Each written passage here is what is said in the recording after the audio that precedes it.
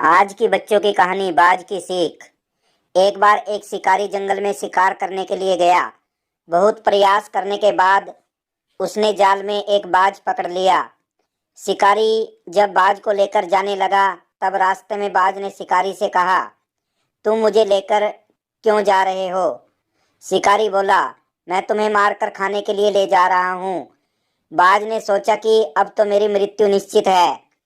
वह कुछ देर यूं ही शांत रहा और फिर कुछ सोचकर बोला, देखो, मुझे जितना जीवन जीना था मैंने जी लिया और अब मेरा मरना निश्चित है, लेकिन मरने से पहले मेरी एक आखिरी इच्छा है। तो शिकारी बोला, बताओ अपनी इच्छा। शिकारी ने उत्सुकता से पूछा। बाज ने बताना शुरू किया, मरने से पहले मैं तुम्हें दो सीख देना चाहता हूँ। इसे तुम ध्यान से सुनना और सदा याद रखना। पहली सीख तो यह कि किसी की बातों का बिना प्रमाण, बिना सोचे समझे विश्वास मत करना। और दूसरी ये कि यदि तुम्हारे साथ कुछ बुरा हो या तुम्हारे हाथ से कुछ छूट जाए तो उसके लिए कभी दुखी मत होना।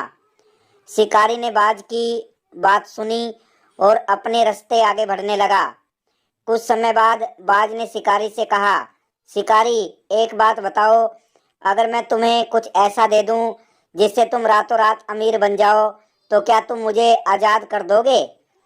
शिकारी फौरन रुका और बोला, क्या है वो चीज़, जल्दी बताओ।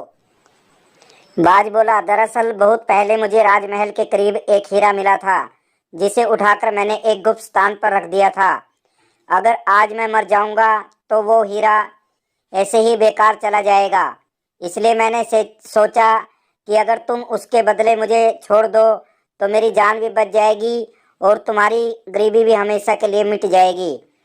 यह सुनते ही शिकारी ने बिना कुछ सोचे समझे बाज को आज़ाद कर दिया और वो हीरा लाने को कहा।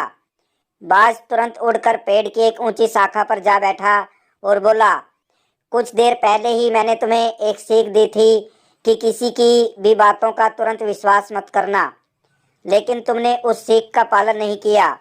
दरअसल मेरे पास कोई हीरा नहीं है और अब मैं आज़ाद हूँ। यह सुनते ही शिकारी मायूस हो पछताने लगा। तभी बाज फिर बोला, तुम मेरी दूसरी सीख भूल गए कि अगर कुछ तुम्हारे साथ कुछ बुरा हो तो उसके लिए तुम कभी पछतावा मत करना।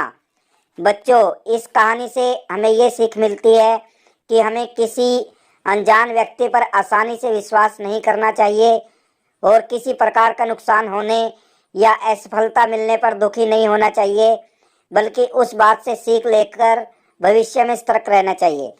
धन्यवाद।